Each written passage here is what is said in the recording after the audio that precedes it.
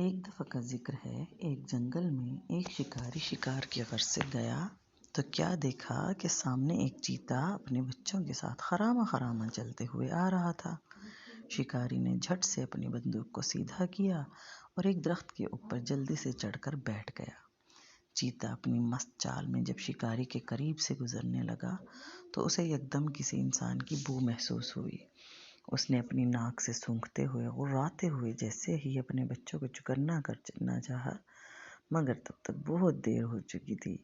شکاری اپنا نشانہ تان کر گولی داغ چکا تھا۔ وہ گولی چیتے کے ماتھے میں جا لگی اور وہ وہیں تڑپ کر ڈھیر ہو گیا۔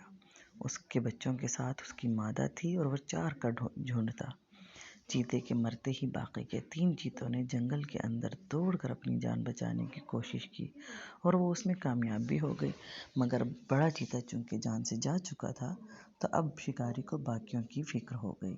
اسے ڈر تھا کہ کہیں پیچھے سے آ کر اس کے بچے اور مادہ اس پہ حملہ نہ کر لیں، اس لیے 10 منٹ کے بعد جب جنگل میں مکمل خاموشی چھا گئی تو اس نے درخت سے اتر کر چیتے کو گھسیٹنا شروع کر دیا۔ 10 منٹ بعد وہ اسے اپنی جیپ میں لاد کر شہر کی طرف جا رہا تھا۔ اس شکاری نے اس چیتے کی کھال کو مہنگے داموں بازار میں بیچ کر کافی سارے پیسے کھڑے کیے۔ چیتے کی معمولی غفلت کی وجہ سے اسے اپنی جان گنوانی پڑی۔ پیارے بچوں، اس سے یہ بات ثابت ہوتی ہے کہ ہم جب بھی کسی کام میں غفلت کا مظاہرہ کرتے ہیں تو ہمیں بڑے بڑے نقصانات پہنچنے کے خطرے لاحق رہتے ہیں۔ اس لیے ہمیشہ ہر کام کو دھیان سے کرنا چاہیے تاکہ نقصان سے بچا جا سکے۔